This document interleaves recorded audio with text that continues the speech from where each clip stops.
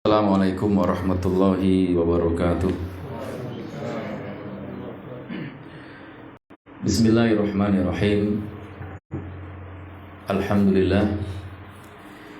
Alhamdulillahilladzi hadana lihada wa ma kunna linahtadiya laula an hadanallah.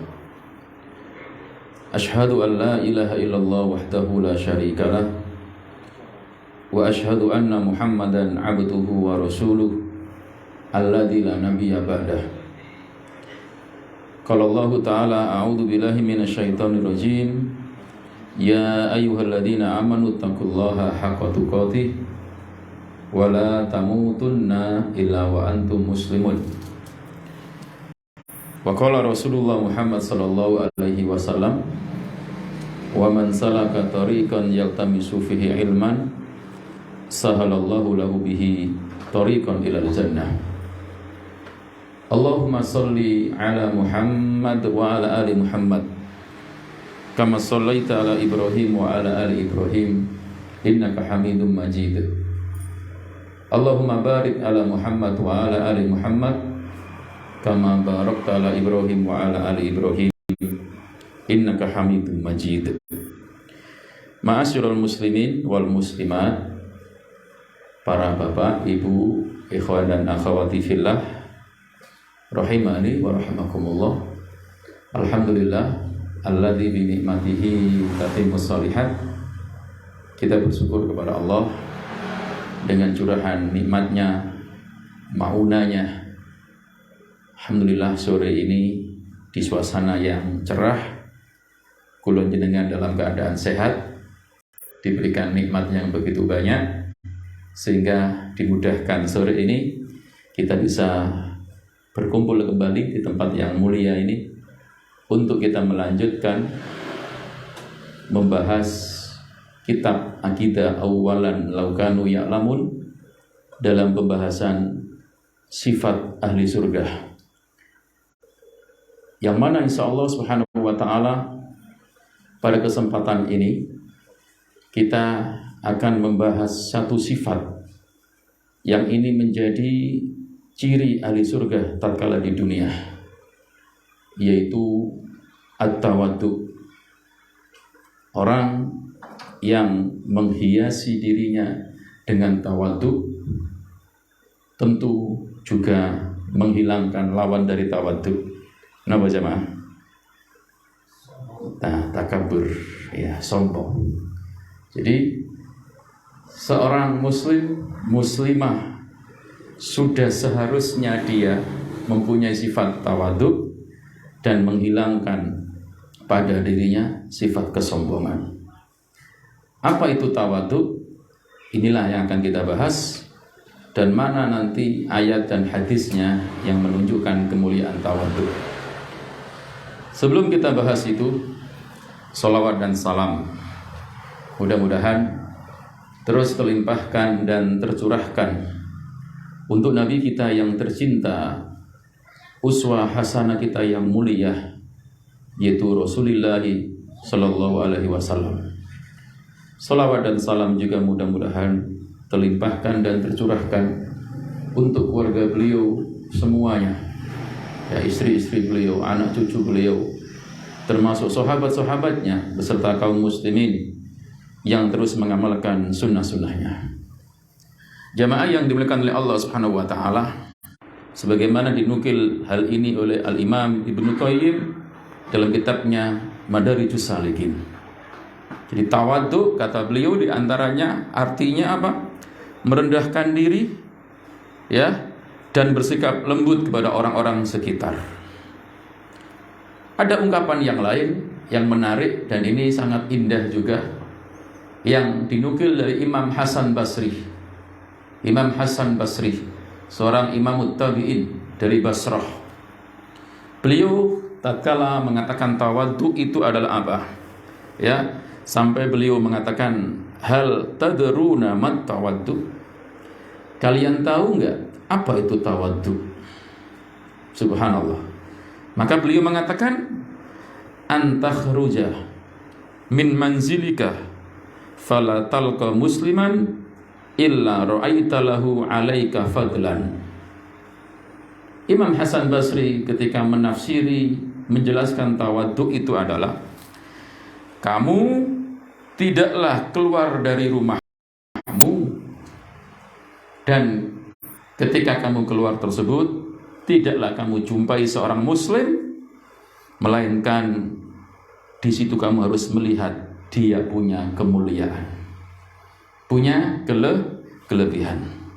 Terus kata beliau, seolah-olah kamu selalu melihat orang lain di luar sana berada dalam kondisi yang lebih baik daripada dirimu. Itulah tawadhu. Sebuah contoh jamaah yang dimuliakan oleh Allah.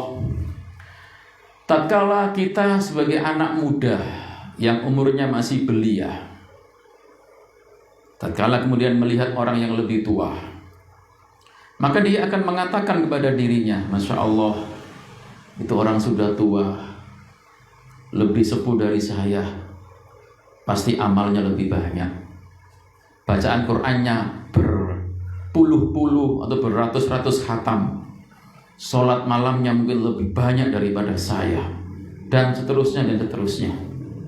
Sedangkan saya masih seperti ini, amal saya tidak sama dengan dia, dia lebih baik dari saya. Sehingga yang dia lihat kelebihan orang tua itu, baik itu ibadahnya, baik itu mohon maaf hal-hal yang sifatnya rinci, apa bacaan Qur'annya, apa sedekahnya, ya, atau termasuk mungkin menikahnya lebih dulu gitu ya. Halo, karena dia belum menikah, karena masih muda, ya. Sama juga, mohon maaf ini, kalau Anda melihat orang yang lebih tua, istrinya lebih dari satu, juga harus kita mengatakan, Masya Allah lebih mulia jenengan kayaknya, sudah 2 istrinya gitu ya. Ya tentu bukan ukuran hanya istri loh jamaah, jangan dipahami salah. Tentu ukurannya yang lebih dari itu. Cuma kita memandang dia masih lebih baik daripada saya. Sebaliknya, kita sebagai orang tua melihat anak yang lebih muda, maka kita pun harus melihat di anak muda itu ada kelebihan, sehingga kita mengatakan, Masya Allah masih muda, dosanya masih sedikit, ya, kemaksiatannya sedikit, sedangkan saya sudah tua, banyak salahnya, banyak dosanya, banyak maksiatnya, dia tidak. Sehingga dia nggak menganggap remeh anak muda itu, karena merasa dosa dia lebih banyak. Inilah akhirnya apa? Dia berusaha punya sikap tawadhu. Mungkin bisa jadi juga dia tua umurnya, tapi kalah dengan dia. Kenapa? Karena dia kalau baca Quran tiap hari 2 juz misalkan, sedangkan dia tidak misalkan. Jadi memandang orang yang mungkin lebih muda darinya tetap dipandang dengan ada kelebihan. Ini yang kadang sulit. Halo, sulit. Kita lebih sering memandang rendah orang lain, enggak? Si apian aku, si solihan aku, si pinteran aku, si dan seterusnya. Ngapunten. Artinya merendahkan orang. Kira-kira tawadhu apa takabur nih? Ngapunten. Ya bukan tawadhu. Yang namanya tawadhu itu melihat orang yang dia lihat di depannya pasti dianggap punya kelebihan. Ini jamaah yang dimuliakan oleh Allah Subhanahu wa taala. Sehingga kalau ini terjadi ada pada diri kita, Masya Allah, sehingga yang muda pun akan memuliakan yang tua pun akan menyayangi yang muda. Dan itulah karakter seorang muslim yang diajarkan oleh syariat ini. Apa? Bukan termasuk golongan kami kalau yang tua tidak menyayangi yang muda dan yang muda tidak menghormati yang tua. Ini jamaah yang dimuliakan oleh Allah Subhanahu wa taala.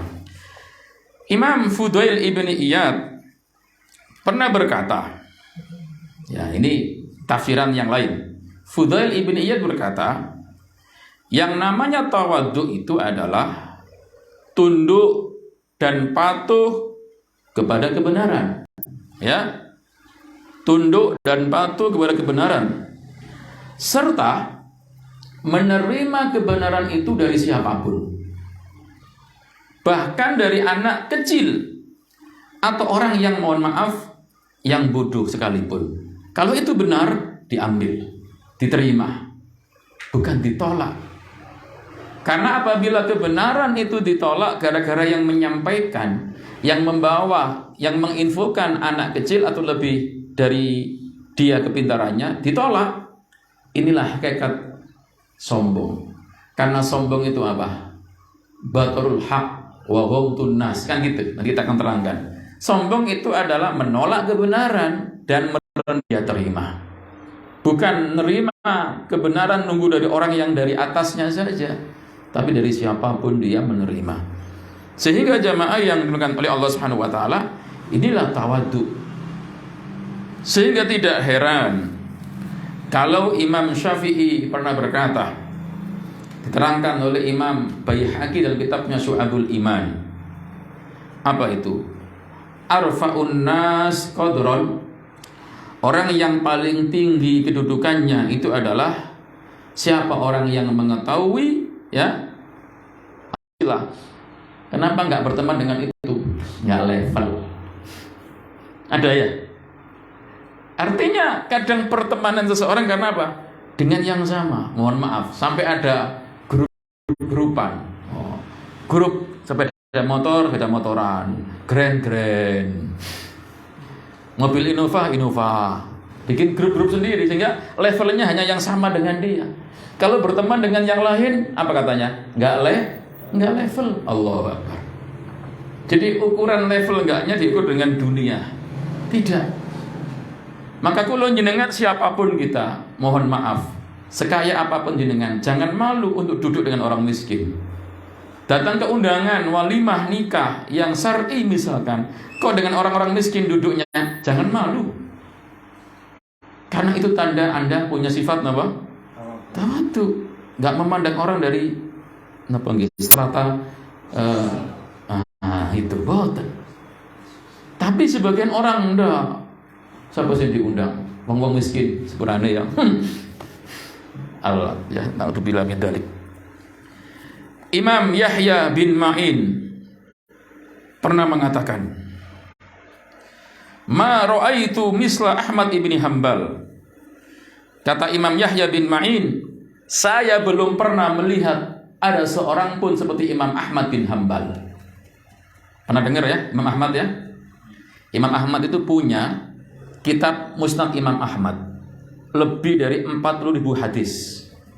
Setiap hadis yang ditulis sudah diamalkan. 40.000 hadis lebih, semua sudah diamalkan. Kita saja belum tahu kitabnya kadang. Apalagi sunnah-sunnahnya. Pernah saya sampaikan di sini bagaimana beliau tatkala berhijamah ya. Nah, Masya Allah. Di sini kata Imam Yahya bin Ma'in, "Ma ra'aitu misla Ahmad bin Hanbal." Saya belum pernah menemui orang seperti Imam Ahmad bin Hanbal. Apa itu? Sahibna khamsina sana. Saya menemani beliau, saya melihat beliau selama 50 tahun. Lihat, berapa tahun jemaah? 50 tahun. Tapi saya tidak pernah melihat beliau menyombongkan diri. Mimma kana alaihi minas sholahi wal khair. Padahal dia termasuk ulama yang punya banyak kebaikan dan dia orang yang soleh. Tidak sombong dengan ilmunya, tidak sombong dengan apa yang dia lakukan dari amal-amalnya. Kata Imam Yahya bin Ma'in, 50 tahun saya bersamanya. Saya melihat dia nggak pernah menyombongkan diri. Padahal ilmunya, kalau tiang Jawa bilang wis top markotop gitu loh. Imam Ahmad.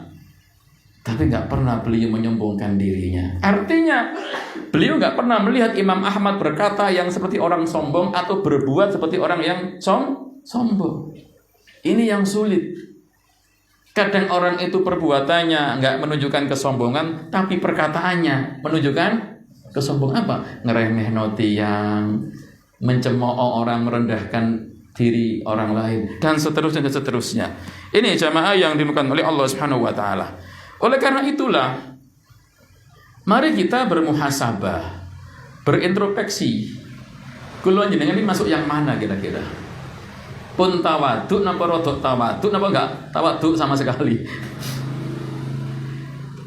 Akhbarana Allah subhanahu wa ta'ala fi kitabihi an ahlal jannah wa hum fi hadhihi dunya fi daril amal.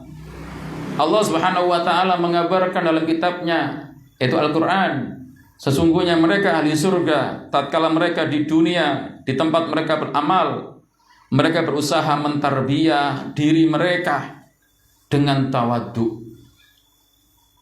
Tawaddu mereka usahakan pada diri mereka, dan mereka menghindari sekecil apapun kesombongan. Sombong sekecil apapun mereka jauhi, karena itu diantara penyebab kecelakaan. Dan ini harus saling berkaitan, jemaah. Tawadhu harus ada, sombong harus dihilangkan. Sekecil sombong nggak boleh, apalagi besar. Allah Subhanahu wa ta'ala berfirman, ini diantara ayat yang menunjukkan bahwasannya ciri ahli surga tatkala di dunia mereka adalah orang yang tawadhu. Surat 25, surat Al-Furqan, mulai ayat 63 sampai ayat yang ke-77, panjang, cuma saya nggak akan baca semuanya. Allah Subhanahu wa ta'ala menyebutkan di ayat 63, surat berapa tadi? 25 ya, Al-Furqan. A'udzu billahi minasyaitonir rajim. Wa ibadur rahman alladzina yamshuna 'alal ardi hauna wa idza khatabahumul jahiluna qalu salama. Ini ayat dan ayat selanjutnya ciri-ciri ibadur rahman yang endingnya, akhirnya ayat 75. Ulaika yujzauna al-ghurfata bima sabaru wa yulaqawna fiha tahiyyatan wa salama. Jadi mereka itulah orang-orang yang nanti mendapatkan kamar-kamar khusus di surga karena sebab kesabaran mereka, dan mereka akan disambut ya dengan sambutan yang menyenangkan, dengan tahiyat, penghormatan, keselamatan. Apa cirinya? Ayat 63 ini yang kita maksud. Wa ibadur rahman, dan hamba-hamba Allah yang maha penyayang.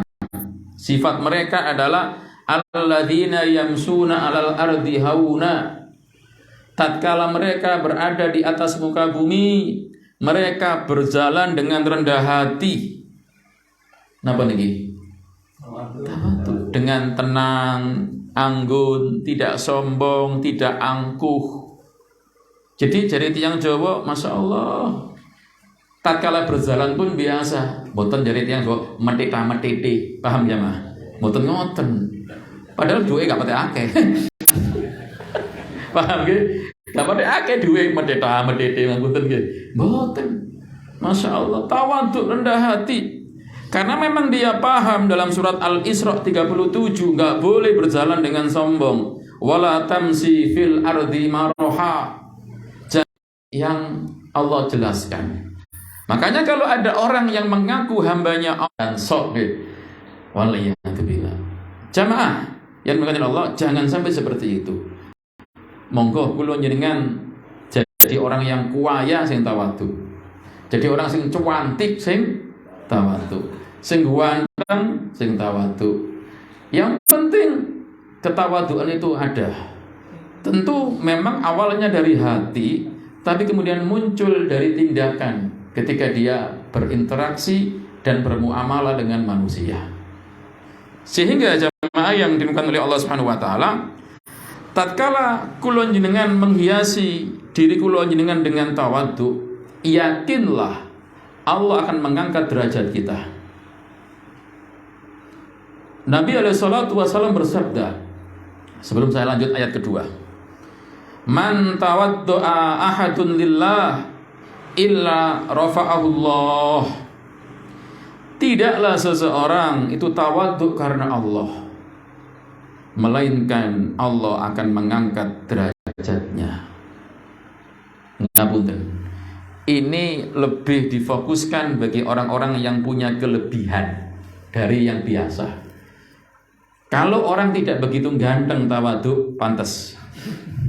Halo, saya gak ganteng cuma.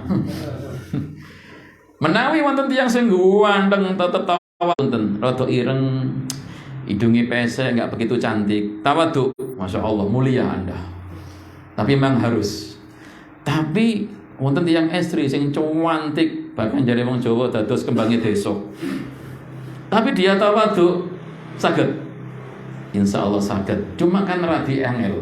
Perlu nopo? Perjuangan keras. Wong kemana-mana dipuja-puji. Waduh anaknya fulan, masya Allah cantik kira. Wah gemede ya kira. Wah, kenapa? Wah senang soalnya dipuji itu yang. Akhirnya kemudian dia merendahkan, dia menghina, dia. Ini siapa? Makanya tiang-tiang sing terjangkiti sombong niku biasa tiang punya kelebihan. Tiang sing sugih, mangel, dia mboten sombong. Kudu sombong ae. Nggih, sing miskin sombong, luwih nemen jemaah. Ya, luwih nemen. Sing ganteng sombong, ya biasa ngoten. Sing duwe kata sombong ngoten. Bahkan mohon maaf, sing bojone akeh sombong wonten. Merasa bangga, aku wis papat rek sampean piro situk lho. Ya kan? Bahkan itu kadang guyonan tapi kan sombong itu. Dudu-duduno kalau punya istri mek papat rek. Mek papat ngomongnya jadi. Astagfirullah. Ya ini sombong juga. Kenapa? Karena merendahkan yang satu. Padahal belum tentu dia lebih mulia di hadapan Allah. Khawatir 4 ternyata semuanya diapakan? Tidak dinafkahi misalkan ya. Waliyadzubillah pun. Jadi sinten mawon tiyang sing tawadhu, pasti Allah akan mengangkat derajatnya. Karena yang dia inginkan bukan pujian manusia, bukan sanjungan manusia, tapi ingin derajatnya naik. Makanya kalau kita ingin derajat kita naik di sisi Allah, monggo kita jadi orang tawadhu. Jamaah yang dimuliakan oleh Allah Subhanahu wa taala. Disebutkan oleh Al-Imam Ibnul Hajj. Beliau berkata, ya ini dalam kitab Al-Madkhal, sinten tiang yang ingin meraih kemuliaan dengan kemuliaan yang tinggi, hendaklah dia punya sikap tawadhu. Subhanallah. Beliau mengibaratkan apa? Seperti air hujan. Lihat air hujan jemaah. Dari atas turun ke bumi. Diserap oleh akar pohon. Lalu naik sampai ke bagian pucuk. Artinya pohon dan apa yang ada di pohon itu termasuk buahnya pentingnya kan karena ada air. Lah, jika ditanyakan bagaimana air itu dapat sampai ke pucuk, padahal sebelumnya berada di akar yang paling bawah, maka seakan-akan proses yang dilaluinya menerangkan, barang siapa yang bersikap tawadhu karena Allah, niscaya Allah akan meninggikannya. Dia merendah, tapi justru Allah yang menaikkannya. Air tadi diantaranya merendah ke tanah, meresap ke akar, tapi jadi hal yang mulia, menumbuhkan pohon dan yang lain-lainnya. Bahkan buah yang dihasilkan pohon tadi sebabnya karena apa? Ada air. Coba kalau ada pohon yang berbuah nggak dapat air, bisa mati apa bisa hidup? Bisa mati. Dan ketika pohon itu sehat, akhirnya berbuah. Karena dapat serapan apa? Air yang cukup. Sebuah contoh, kalau tiang Pandaan itu banyak yang menanam padi, jemaah. Padi itu kalau dari awal kan dari tiang Jawa saat sampune panen, itu dibiarkan dulu, dibrojul, digaru, ditandur. Ketika nandur itu perlu air enggak? Perlu. Setelah itu ditanam, dipupuk, tetap diairi terus. Ketika airnya cukup, muncul apa? Muncul buah padi. Bahkan sampai panen padinya akan menghasilkan yang banyak. Coba kalau kurang air, nggak akan berbuah padi itu. Jadi panen bisa banyak, bahkan panen melimpah, karena juga ada air yang berpengaruh di situ. Lah ibaratnya orang tawadhu seperti itu, menghasilkan tadi buah yang begitu luar biasa. Ini jamaah yang dimuliakan oleh Allah Subhanahu wa taala. Ada seorang penyair Arab yang pernah berkata, ini kata-kata syair tapi bagus, ya. Bukan tentang wanita, cinta, dan maksiat, bukan. Tapi ini tentang hal-hal yang bagus. Ya, lihat kata seorang penyair Arab. Langsung saja saya artikan. Tawaduklah kalian wahai manusia, niscaya kalian seperti bintang. Apa jemaah? Seperti bintang. Pernah lihat bintang? Tapi jangan lihat bintang yang itu loh ya, yang ramalan lah. Nah, zodiak jangan. Kenapa? Oh, bintangnya ini apa artinya? Jodoh kamu jauh. Wah, hari ini serut ya. Waliyatubillah, ini bisa masuk ke dalam syirik ya. Bun, hati-hati. Maka anak-anak kita jangan kita membiasakan membaca apa? Zodiak. Alhamdulillah saya nggak hafal nama-namanya juga. Tawaduklah, niscaya engkau seperti bintang. Apa kelebihannya? Beliau mengatakan, cahayanya memantul terang di permukaan air. Padahal letaknya amatlah tinggi di langit. Jadi ini kata beliau. Dan janganlah kalian seperti asap. Ia terbiasa apa? Membumbung tinggi ke langit. Namun kedudukannya rendah tak berarti. Jadi jadilah bintang, jangan jadi asap. Jadi orang-orang tawadhu, maka akan bercahaya, akan bersinar. Subhanallah. Dan pasti orang pun akan senang. Indah soalnya. Sampai kalau ada orang menikmati bulan purnama, nggak akan indah tanpa bintang ya. Wah, indahnya bulan purnama. Tapi akan lebih indah kalau ada bintang yang bersinar. Sampai ada nyanyian bintang kecil ya. Nah, ini di luar konteks. Ini yang diberikan oleh Allah Subhanahu wa taala. Maka orang yang tawadhu sekali lagi tidak memandang dirinya lebih baik dari orang lain. Justru memandang kepada orang lain punya kelebihan, punya kebaikan. Ini yang harus kita tanamkan. Kita sebagai thalibul ilm, penuntut ilmu, tetap harus melihat orang lain lebih baik daripada saya. Mungkin bisa jadi memang Anda ahli baca Quran, satu hari 1 juz. Tapi bisa jadi teman Anda ahli sedekah 2 juta seminggu ya. Kita mungkin ahli sholat malam, tahajud 11 rakaat tiap malam, betul. Tapi kadang kita kalah dengan teman kita yang tiap hari mungkin juga, mohon maaf, birrul walidain. Nah, artinya jangan sampai kita memandang orang lain lebih rendah dari kita. Kita harus memiliki sifat, dia pasti lebih baik dari saya. Kalau seperti ini muncul pada hati kita, kita nggak akan mudah meremehkan orang. Dan orang jangan dilihat hanya di depan mata kita. Karena biasanya orang itu mudah merendahkan karena apa yang dia lihat di depannya. Dan sholati, cepet banget. Bisa jadi sholatnya cepat karena mungkin belum paham, atau mungkin sholat kesusu, ya. Tapi dia di sisi yang lain tiap seminggu sekali khatam Quran. Betul? Nah, dari situlah mohon maaf. Ingat pesan siapa tadi? Imam Hasan Basri. Kalau Anda keluar melihat orang, tetap lihatlah dia punya kelebihan dari saya. Kalau kita bisa seperti itu, Masya Allah. Jamaah yang dimuliakan oleh Allah Subhanahu wa taala. Ayat kedua. Silakan dibuka misalkan di ayat ini surat yang ke-26. Surat Asy-Syu'ara ayat 215. Allah Subhanahu wa taala menyebutkan waqfid janahaka limanittaba'aka minal mu'minin. Masya Allah. Allah berkata kepada nabinya, yaitu Nabi Muhammad sallallahu alaihi wasallam, apa pesan Allah? Waqfid janahaka, dan rendahkanlah dirimu wahai Muhammad, limanittaba'aka, terhadap orang-orang yang mengikuti kamu, minal mu'minin, dari orang-orang yang beriman. Lihat, dan rendahkanlah tawadhu jemaah. Subhanallah. Maka di antara itulah kenapa Nabi alaihi salatu wasallam sukses dalam berdakwah.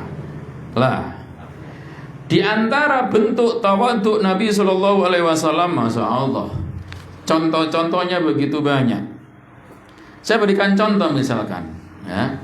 Ini tawadhunya Nabi, dan ini saya mengingatkan untuk para lelaki, khususnya di depan saya ini, dan yang ikuti di sini ya. Contoh ketawadhuan Nabi adalah sebagaimana dikatakan oleh Imam Bukhari. Beliau pernah bercerita, haddatsana Abdullah ibni Raja wa Hafiz ibni Umar qala haddatsana Syu'bah anil Hakam an Ibrahim anil Aswad qala sa'altu Aisyah ma kana yasna'un nabiyyu sallallahu alaihi wasallam fi ahlihi faqalat kana yakunu fi mihnati ahli fa idza khadaratis shalah kharaja. Rawahul Bukhari. Imam Bukhari mendapatkan riwayat ini panjang ya. Intinya dari siapa? Dari Aswad, yaitu Ibnu Yazid bin Qais An-Naqai. Jadi Ibnu Yazid bin Qais An-Naqai ini orang yang menjumpai jahiliyah dan menjumpai Islam. Jadi dia masuk Islam tapi nggak ketemu Nabi. Bukan sahabat namanya. Namanya Hadromi, ya, atau Muhadrom. Muhadrom. Jadi kalau ada orang masuk Islam tapi nggak ketemu Nabi, namanya siapa? Muhadrom. Bukan sahabat. Nah, Muhadrom ini kedudukannya ya antara sahabat, di bawah sahabat, di atas tabi'in. Siapa dia? Al-Aswad ini diantaranya. Ini Muhadrom ya. Orang yang hidup di zaman Nabi, masuk Islam tapi nggak ketemu Nabi. Kalau ketemu Nabi namanya apa? Sahabat. Tapi dia Muhadrom ya. Dia bercerita, sa'altu Aisyah. Saya pernah bertanya kepada Aisyah, karena Aisyah yang sering bersama Nabi. Maka yasna'un Nabi fi ahli. Apa yang biasa Nabi lakukan ketika di rumah? Faqalat, maka Aisyah menjawab, kana yakunu fi mihnati ahli. Beliau itu kalau di rumah suka melayani dan membantu keluarganya, istrinya. Fa idza hadratis shalah, tapi ketika waktu datang sholat, Nabi langsung keluar menuju masjid untuk sholat. Lihat jawaban Aisyah. Apa itu? Kalau di rumah, Nabi itu seperti siapa? Seperti manusia biasa. Jabatannya, titelnya, gelarnya ditaruh. Bantu istrinya. Coba. Ini tawaduknya Nabi. Tidak mentang-mentang jadi pemimpin nyuruh-nyuruh dok. Tidak, tapi juga membantu. Buktinya beliau Shallallahu Alaihi Wasallam apa? Tatkala bajunya sobek kadang jahit sendiri. Tatkala sandalnya putus dijahit sendiri. Betul.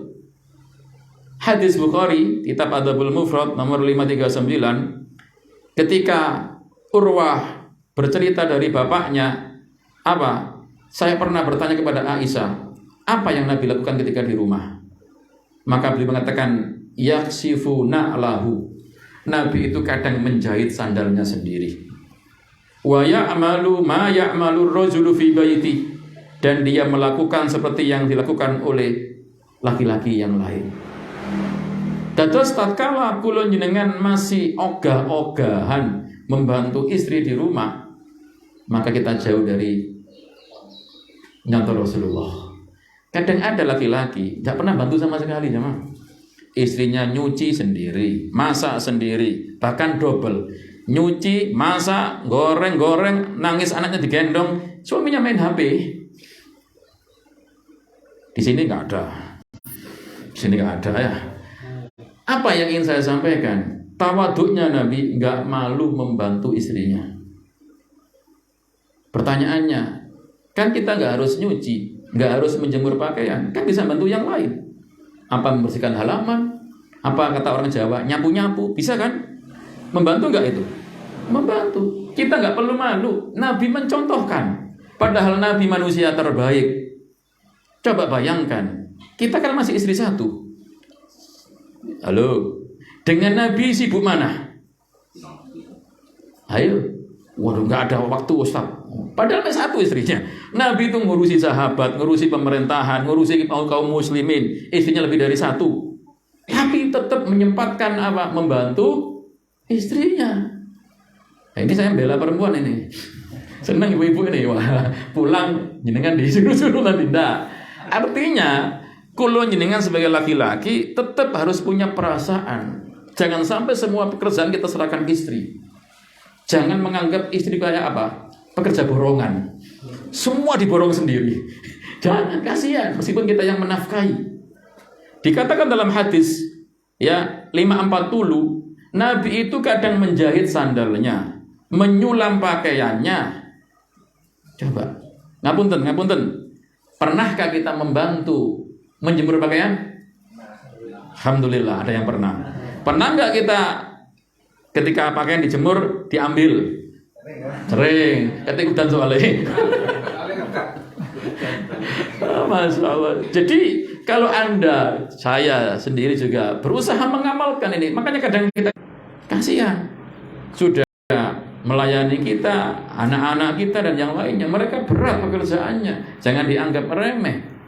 Mungkin mereka lebih bangun duluan daripada kita. Ayo, kita kan tinggal bangun, makan, minum, dan seterusnya. Tapi mereka Masya Allah. Makanya di hadis ini para ulama menjelaskan apa? Lihat, inilah tawaduknya Nabi. Padahal dia manusia yang mulia, diberikan risalah kenabian, tapi tetap mau mengerjakan pekerjaan rumah. Kalau orang sekarang apa? Gengsi lah. Masa laki-lakinya nyapu? Gengsi lah. Apa kata teman saya kalau saya ngambil jemuran? Loh, kok kata teman? Jangan lihat kata teman, tapi bagaimana Nabi mencontohkan kita. Selama itu bukan hal yang haram. Kalau yang haram itu yang kita harus malu. Ini insya Allah kalau ada suami-suami seperti ini, waduh, seneng terus istri itu. Istri goreng ikan, suami apa? Ngulek sambel ya. Halo, romantis kan? Jangan hanya ketika apa? Ketika awal-awal nikah, ya kita berusaha lah. Belum lagi misalkan bisa dengan istri masa kita yang mungkin anak kita yang kita gendong dan yang lainnya. Kan mereka luar biasa. Inilah tawaduknya Nabi SAW, jamaah. Jadi tidak malu untuk melakukan hal tersebut di atas. Termasuk menunjukkan bagaimana Nabi itu orang yang mohon maaf tidak boros. Bukan karena apa? Sobek sedikit beli. Sobek sedikit beli. Enggak. Sandal rusak sedikit beli. Enggak. Selama masih bisa dimanfaatkan, dimanfaatkan. Tadi bajunya sobek dia apakan? Dijahit. Kalau kita, oh enggak, yang di sana ya, bukan kita ya. Sobek sedikit. Ayo mah, beli mah. Kemana? Matahari. Waduh. Belinya ke matahari kan, ke atas sana ya. Jadi Nabi itu Masya Allah orang yang luar biasa. Sobek dijahit, disulam. Sepatu, sandal rusak dijahit. Kan tawaduk ini. Nggak harus langsung beli baru. Ya tentu tidak salah. Bukan hal yang tercela kalau memang dibutuhkan. Ya karena memang kadang Allah itu ingin nikmat hambanya itu diperlihatkan. Apa? Beli baju baru, monggo. Sandal baru, monggo. Sementing niatnya sing lurus. Tapi jangan sampai malu pun kalau seandainya ada baju yang bekas dipakai. Jangan malu. Ya. Wallahu a'lam bishawab. Pun jamaah yang dimuliakan oleh Allah Subhanahu wa taala. Di sisi yang lain, Nabi alaihi salatu wasallam contohnya menunjukkan bagaimana beliau itu tawaduk. Beliau itu pernah naik ya dalam mimbar. Ya. Artinya sahabat Ali naik mimbar waktu itu. Kemudian sahabat Ali berkhutbah. Sami'tu Rasulullah sallallahu alaihi wasallam yaqul. Saya pernah mendengar Nabi bersabda, la tutruni kama atratin nasara ibna Maryam fa innama ana abduhu faqulu abdullahi wa rasuluh. Kata sahabat Ali tatkala di mimbar sambil berkhutbah, saya pernah mendengar Nabi bersabda. Apa ucapan Nabi? La tutruni, kalian jangan menyanjung aku kama atratin nasara ibna Maryam, sebagaimana orang-orang Nasrani menyanjung Isa bin Maryam. Apa sanjungannya? anak Tuhan ya. Sanjungannya apa ini? Hulu kata orang sekarang, berlebihan. Kalau saya jangan disanjung seperti itu. Tapi ingat, fa innama ana abduhu, saya ini adalah hambanya, hamba Allah. Fakulu abdullahi wa rasuluh. Tapi tolong, cukup kalau menyanjung saya hamba dan rasulnya. Tawadhu enggak ini? Masya Allah, padahal beliau manusia terbaik, pembuka pintu surga, kan gitu. Tapi apa? Jangan menyanjung aku seperti orang-orang Nasrani menyanjung Isa. Tawadhunya Nabi. Makanya jamaah, tatkala ada orang pergi haji, terus mulai dipanggil Abah. Kalau nggak dipanggil Abah marah, hati-hati. Ya, hati-hati.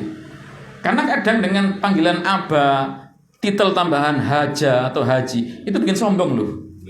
Bikin sombong itu. Aku ini 40 juta nama karek. Ini hajinya gitu. Ini dari awal sudah niatnya salah, mohon maaf. Padahal Allah mengatakan apa? Wa atimul hajja wal umrah lillah. Sempurnakan haji dan umrah karena Allah, bukan karena ingin tambahan jabatan, titel dan yang lainnya. Makanya hati-hati. Maka dengan titel, dengan tambahan jabatan kadang bikin sombong, nggak terasa. Iya. Mohon maaf, di sini tidak ada insya Allah ya. Baik, jamaah yang dimakan oleh Allah Subhanahu Wa Taala. Begitu pula Nabi SAW itu pernah mengatakan dengan sabdanya, kata Aisyah. Apa kata beliau? Akulu kama yakulul abdu wa ajlisu kama yajlisul abdu fa innama ana abdun. Aku ini kalau makan seperti seorang hamba yang makan biasa, nggak seperti orang raja-raja makannya. Saya ini kalau duduk seperti orang-orang duduk biasa. Bahkan Nabi itu masya Allah, orang yang paling mulia tetap berteman duduk dengan orang-orang miskin. Bilal bin Rabah, Abdullah bin Mas'ud, Ammar ibn Yasir, Khabbab bin Arad, orang-orang miskin yang kalau bahasa kita ahli sufa kemarin kita bahas, sekitar 70 atau 80 orang yang hidup di Masjid Nabawi. Tetap Nabi bersama mereka interaksi. Duduknya sama dengan orang-orang biasa, makannya sama. Subhanallah. Apa kata beliau alasannya? Fa inna ma'ana abdun. Karena saya ini hamba biasa, manusia biasa. Subhanallah, merendahkan ya beliau, rendah hati. Tawadhunya luar biasa. Jamaah yang dimuliakan Allah. Bahkan lebih dari itu, Nabi SAW itu sangat tawadhu. Tatkala ada yang mengundang, meskipun orang miskin yang mengundang, Nabi datang. Jadi pernah ada kejadian, Nabi itu diundang oleh Mudrikah. Mudrikah itu neneknya Anas bin Malik. Jadi Anas bin Malik punya ibu namanya Ummu Sulaim. Ummu Sulaim punya ibu namanya Mudrikah. Diundang untuk, kalau bahasa kita, makan. Lebih dari itu, dia diundang untuk agar Nabi sholat sunnah di rumahnya. Subhanallah. Maka apa yang terjadi? Jamaah yang diberikan oleh Allah Subhanahu Wa Taala, Nabi pun datang. Ya, Nabi pun datang. Dan waktu itu, ketika datang ke rumahnya sahabat Anas, karena Anas adalah cucunya, Nabi itu dihamparkan tikar yang usang. Dari wong Jawa, kalau sing rada-rada ireng di sana. Coba kalau kita diundang terus kalau rada-rada ireng, ya apa kira-kira? Ya, alhamdulillah nggak apa-apa. Mari ngaji soalnya ya. Tapi sing nggak ngaji, wah coba gak diumbah lagi. Kok begitu ini? Ya gitu ya. Tapi Nabi mengetahui bahwasanya Anas dan keluarganya orang yang tidak mampu. Orang nggak mampu itu biasanya peralatannya sederhana. Beda dengan orang yang mampu. Karpet aja nggak mau yang dalam negeri, luar negeri. Mana? Mesir. Mana? Turki ya. Sama lah dengan orang-orang yang lain. Kalau punya barang-barang di rumahnya itu nggak mau dalam negeri, maunya yang mana? Luar negeri. Soalnya apa? Sering ya, melancong, pulang-pulang bawa-bawa dan seterusnya. Subhanallah, dihamparkan tikar yang usang. Akhirnya apa? Oleh sahabat Anas dibersihkan dulu dengan air. Allah Akbar. Dan Nabi melihatnya. Dan Nabi nggak mencemooh, nggak mengatakan apa-apa. Karena mungkin persiapannya memang mendadak gitu loh. Coba kalau kita, lah iya, mangko lapo ae ya. Kok gak disiapno sih? baru sekarang disiapkan. Nabi nggak muncul kata-kata itu, luar biasanya. Akhirnya ya beliau pun mengimami sholat di rumahnya Anas dan uminya tadi. Karena sebelumnya di mana saya sholat, minta izin dulu. Bukan mentang-mentang pemimpin langsung ayo sholat sini. Tidak. Di mana saya sholat? Monggo ya Rasul, dibentangkan tikar di situlah. Dan waktu itu Nabi ngimami dengan Anas dan anak yatim dan ibunya di belakangnya sama neneknya. Subhanallah. Inilah Nabi SAW dan Nabi sholat 2 rakaat itu.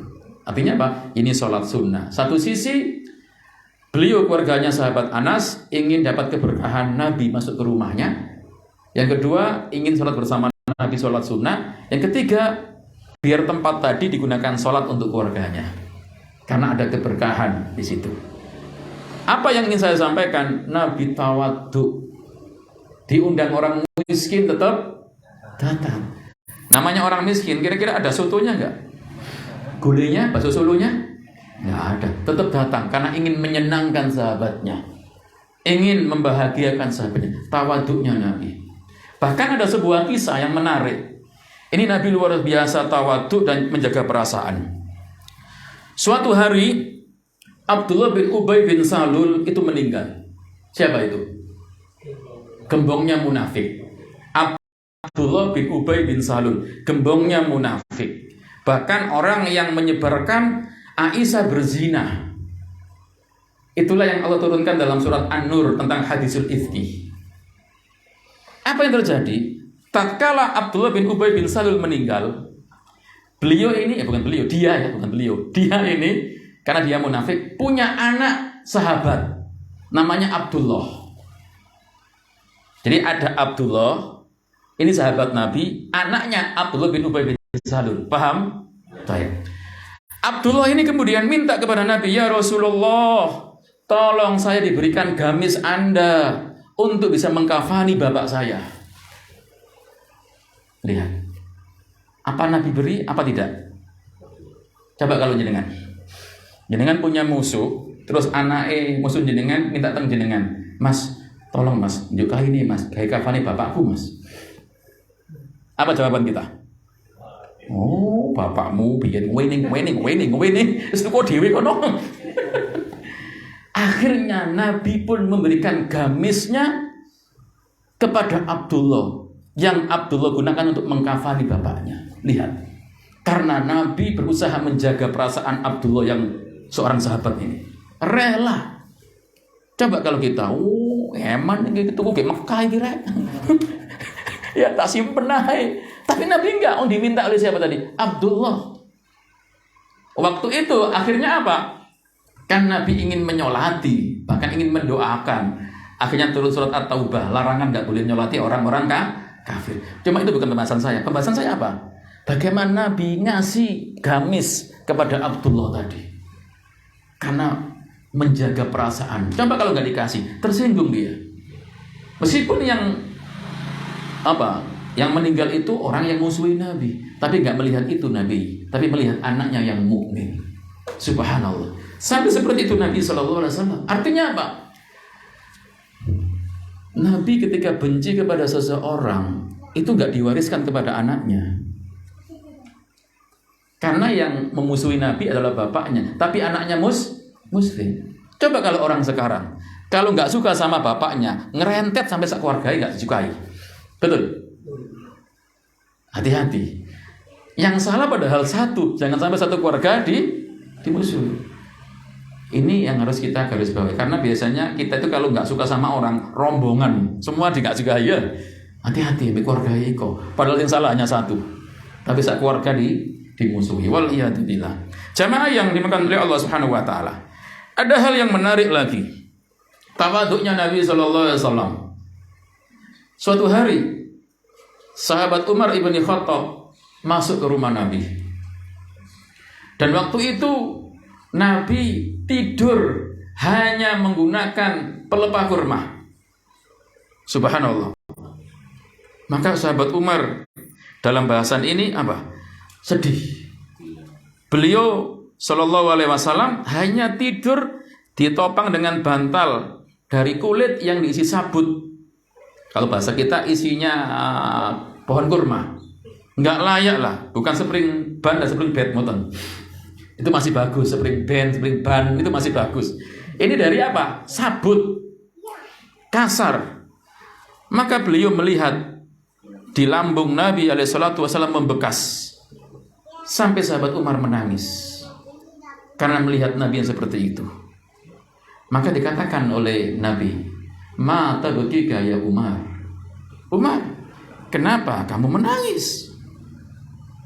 Maka sahabat Umar mengatakan, "Ya Rasulullah, Kisra, ya raja Kisra, Persia, termasuk Romawi, Kaisar Romawi, hidup dengan kemegahan. Tapi Anda kok hanya seperti ini?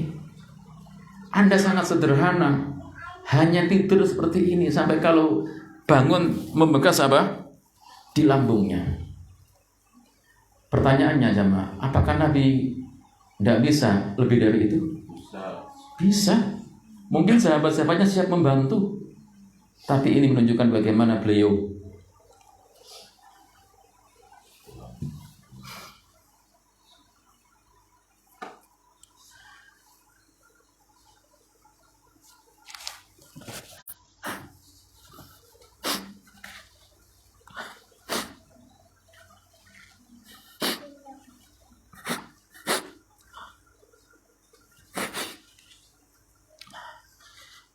mengatakan, "Amma tardo an takuna lahumud dunya walanal akhirah." Tidakkah kamu rela mereka memperoleh dunia sementara kita akan memperoleh di akhirat? Subhanallah. Inilah Nabi kita yang tercinta, Rasul kita yang mulia, Nabi kita Muhammad Sallallahu Alaihi Wasallam.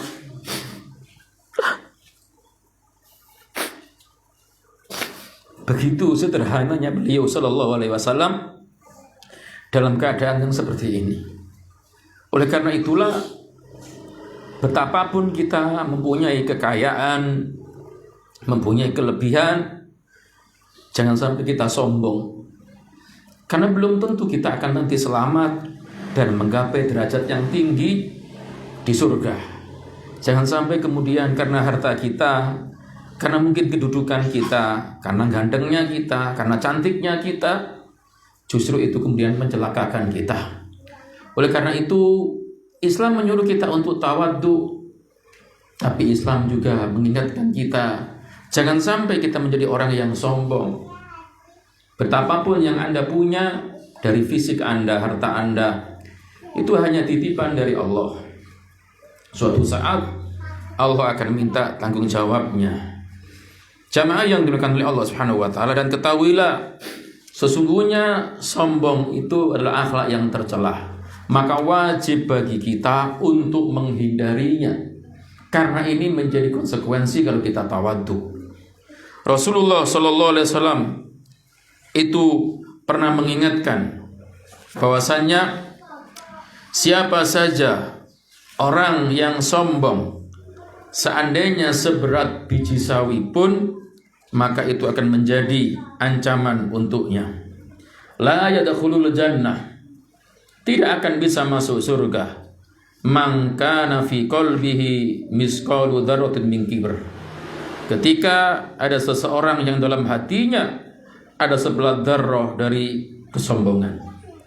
Kata para ulama, bisa jadi tidak masuk surga di sini bukan termasuk yang masuk surga yang awal-awal. Karena orang itu kalau masih punya iman, ada harapan masuk surga. Artinya hadis ini mengancam tidak masuk surga bukan selamanya. Kalau dia masih meyakini sombong itu adalah hal yang haram dan dia punya iman, dia akan masuk surga, tapi bukan dari golongan yang awal-awal. Tetapi kalau dia mengatakan sombong itu halal, berarti dia telah kufur karena menghalalkan apa yang haram. maka dengan ini dia nggak akan bisa masuk surga selamanya.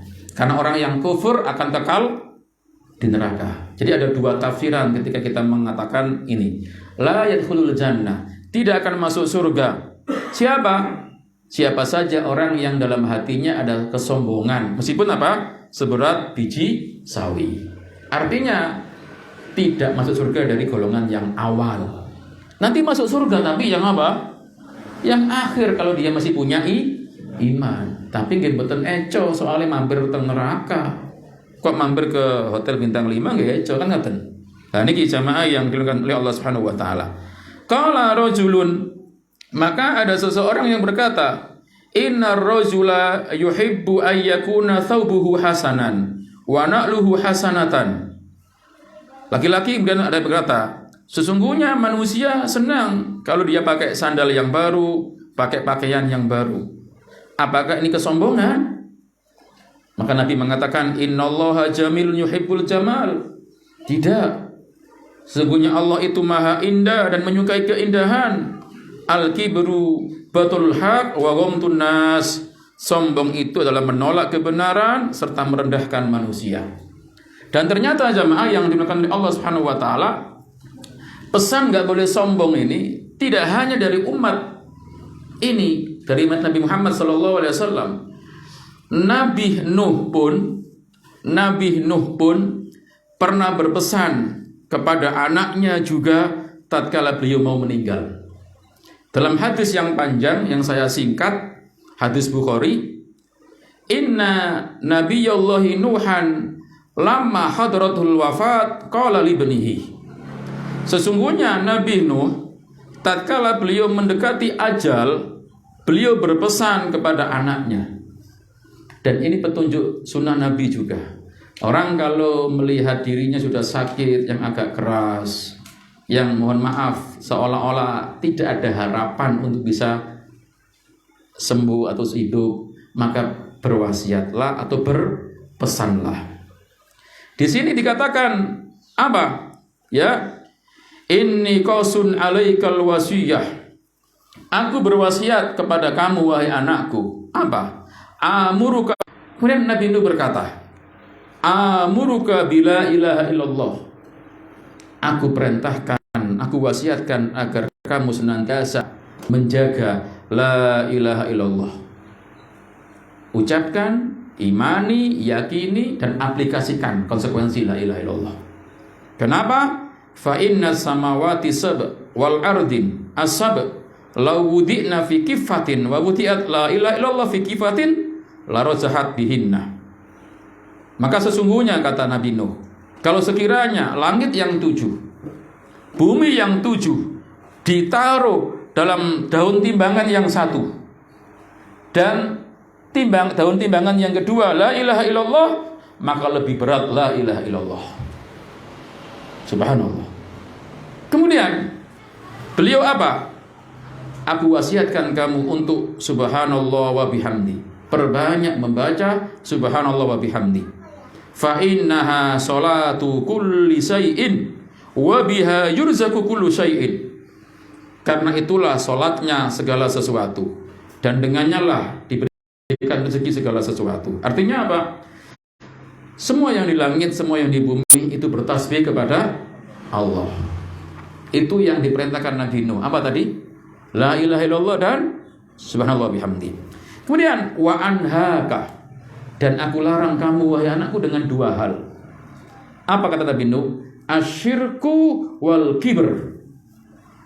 Hati-hati nak, aku larang kamu berbuat syirik dan aku larang kamu jangan sampai sombong. Subhanallah. Maka kemudian jamaah yang dimuliakan oleh Allah Subhanahu wa taala, dalam rawi ini ada yang mengatakan, ya Rasulullah, bagaimana kalau seandainya di antara kami ada orang yang memakai baju baru? Apakah sombong? Tidak. Pakai sandal baru? Tidak. Pakai kendaraan baru? Tidak. Tapi sombong itu adalah safahul haq wa wamtun nas. Sombong itu adalah menolak kebenaran dan merendahkan manusia. Tetes tiang sing damel mobil baru, sandal baru, baju baru, nggak boleh langsung kita sikapi apa dia sombong, tidak. Bisa jadi dia orang tawadhu. Justru kalau sandalnya elek, bajunya jelek, mobilnya jelek, terus dia suka merendahkan orang, apa ini? Sombong. Jadi kesombongan bukan dari penampilan saja, tapi dengan kadang ucapan. Ini jamaah yang dimuliakan oleh Allah Subhanahu wa taala. Karena ketika orang itu melakukan kesombongan, seolah-olah merampas kepunyaan Allah. Karena Nabi pernah mengatakan, Allah berfirman, Al-kibriya'u ridha'i wal adhamatu izarih faman naza'ani wahidan minhuma adkhaltuhu jahannam. Hadis riwayat Imam Ahmad dan hadis ini sahih. Al-kibriya'u ridha'i, kata Nabi, kesombongan itu adalah selendangku. Wal adhamatu izarih, dan keagungan itu adalah sarungku. Faman naza'ani wahidan, siapa yang mengambil salah satunya minhuma dari tadi kesombongan dan keagungan, artinya siapa yang menyaingi aku dalam salah satu dari keduanya, adkhaltuhu jahannam, aku akan campakkan dia ke neraka jahannam. Subhanallah. Makanya jemaah, orang itu kalau sudah sombong sulit berakhlak mulia. Sulit.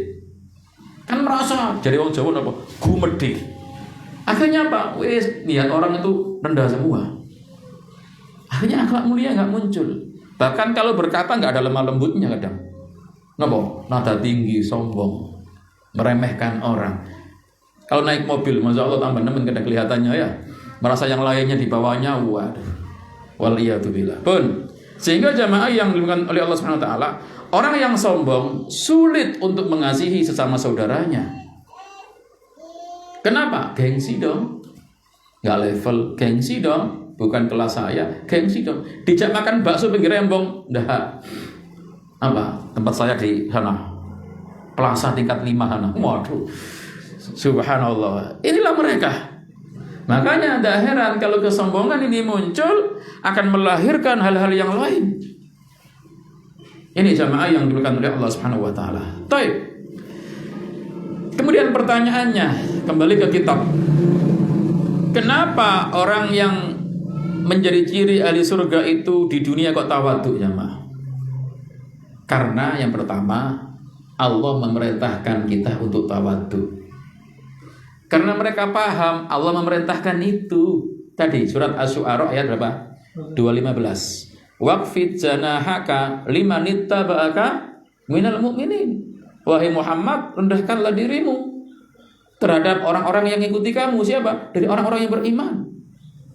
Bahkan Allah juga pernah mengingatkan Nabi di dalam surat Al-Kahfi ayat 28. Tatkala waktu itu Nabi pernah meninggalkan bermajlis dengan orang-orang miskin. Jadi orang-orang miskin di zaman Nabi, orang-orang sahabat ya, pernah Nabi tinggalkan gara-gara Nabi menemui orang-orang kaya, orang Quraisy. Maka turun ayat Al-Kahfi 28. Wasbir nafsaka ma'alladzina yad'una rabbahum bil ghadati wal 'ashyi yuriduna wajhah. Dan bersabarlah kamu wahai Muhammad. Duduklah kamu wahai Muhammad bersama orang-orang yang menyeru Rabb-nya baik di pagi dan sore hari karena mencari ridho Allah. Itulah para sahabat yang miskin-miskin. Jadi tetap berkawanlah, bermajlislah dengan mereka. Jangan gara-gara kamu menemui orang-orang kafir Quraisy lupa kamu dengan orang-orang miskin. Ini jamaah. Maka hati-hati kula jenengan menawi masih merendahkan orang-orang miskin. Bisa jadi mungkin mereka memang rendah dalam artian lebih kaya jenengan, tapi bisa jadi Anda terkalahkan dengan apa? Amal solehnya. Makanya sampai ada ungkapan para ulama, apa itu? Kalau Anda dikalahkan oleh orang dengan hartanya dunia, kalahkan dia dengan akhirat. Bisa dipahami? Dia miskin, lihat tetangganya punya mobil, rumahnya tingkat 5. Ya, pokoknya mewah lah. Dia miskin. Pesan ulama, kalahkan dia dengan amalan akhirat. Akhirnya apa ya? Nggak akan ada hasad. Apa? Yaitu Ya basutu rizqa liman yasha. Allah membentangkan rezeki kepada yang dikehendaki. Saya mungkin ya sederhana lah.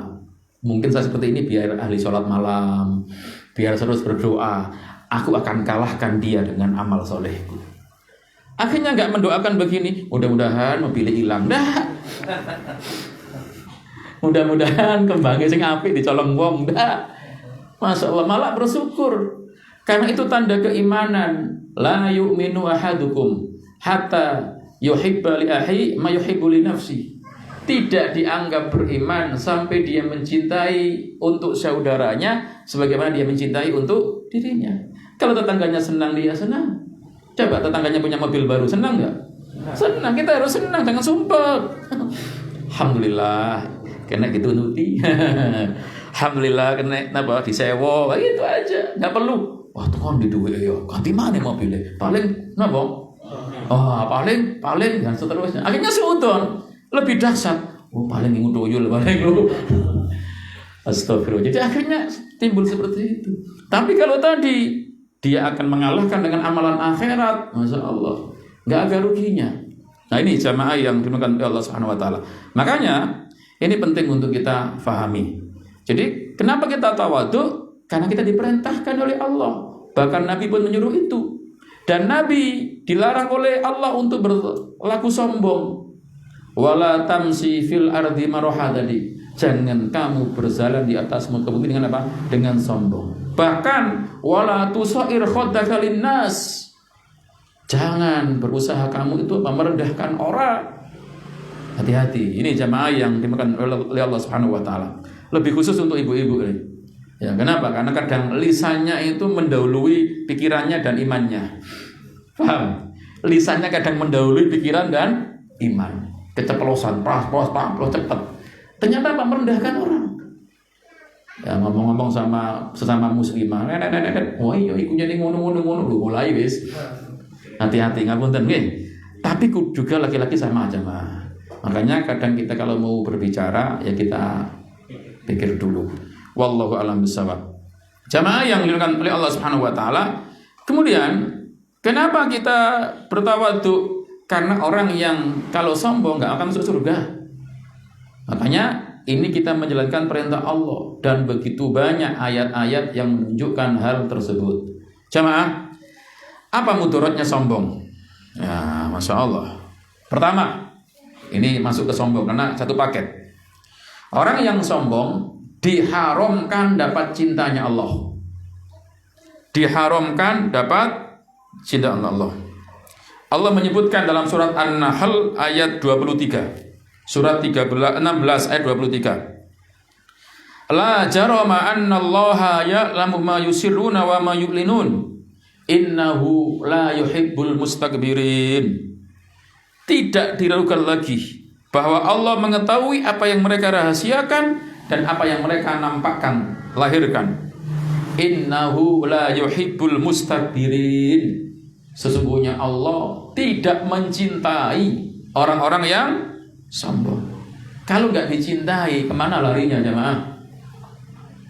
Ke neraka. Coba Anda hidup serumah dengan istri Anda nggak cinta, ayo mau hidup di mana sampean? Kita hidup di buminya Allah. Allah nggak cinta sama kita, mau hidup di mana kita? Ngalih nang planet sana? Kita nggak bisa. Nanti di akhirat Allah murka sama kita. Makanya pantas diancam dengan neraka. Surat Luqman ayat 18. Surat 31 ayat 18. Langsung saja ya. Allah mengatakan innallaha la yuhibbu kulla mukhtalin fakhur. Sesungguhnya Allah Dia tidak menyukai orang-orang yang sombong. Ini dua contoh ayat. Allah nggak suka dengan orang yang sombong. Artinya dijauhkan dari cintanya Allah.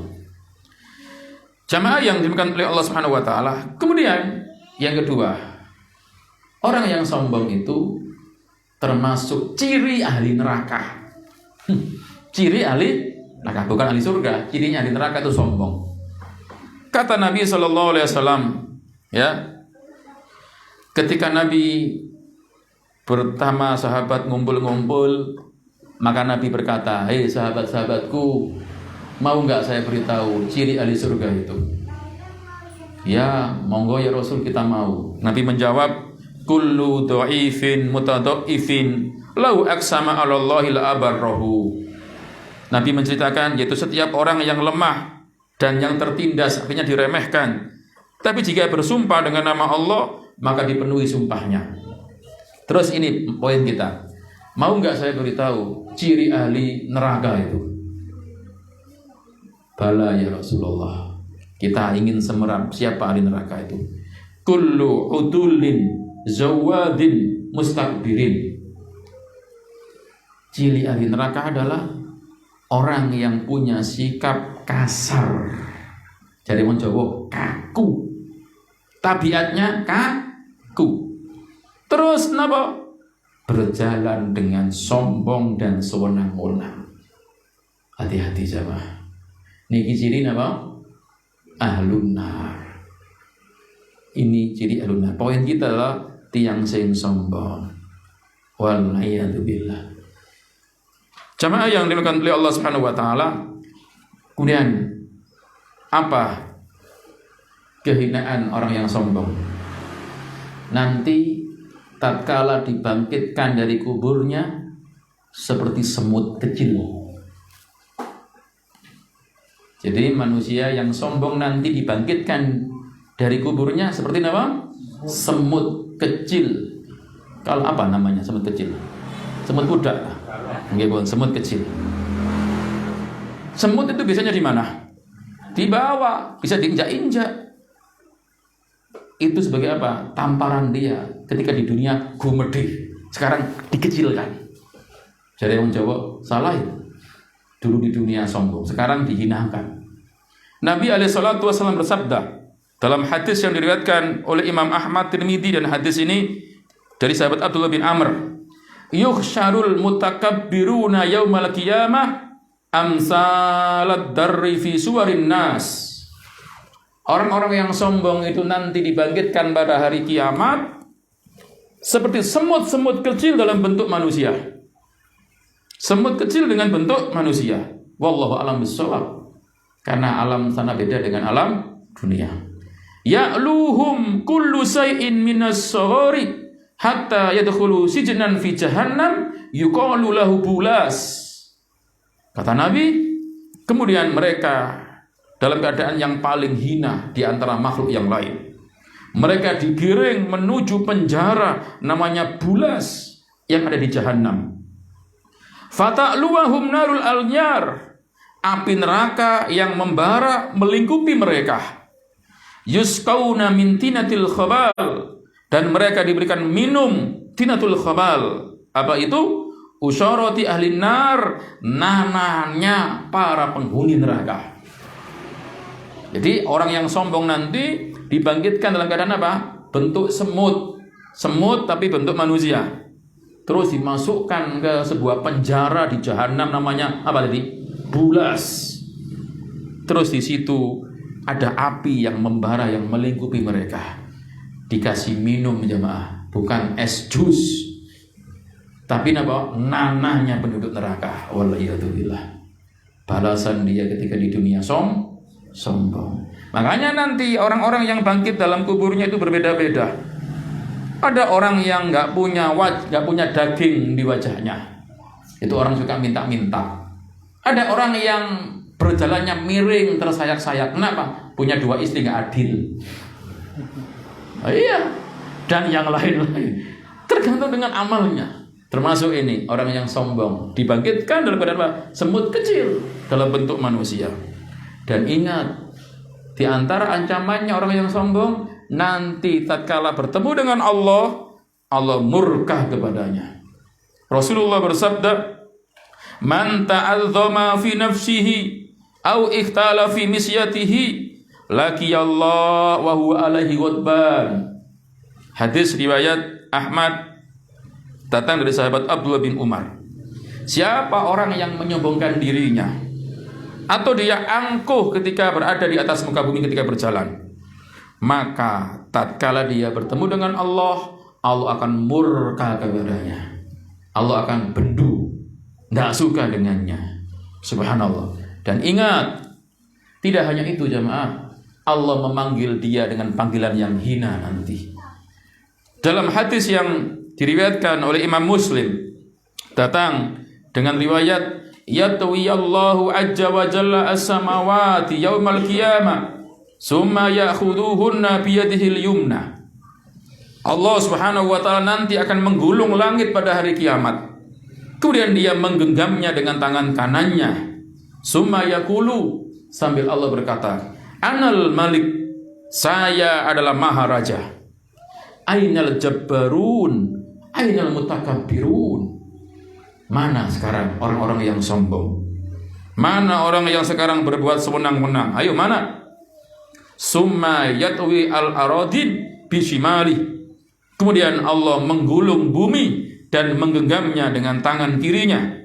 Sambil Allah berkata, Anal Malik, saya adalah Maharaja.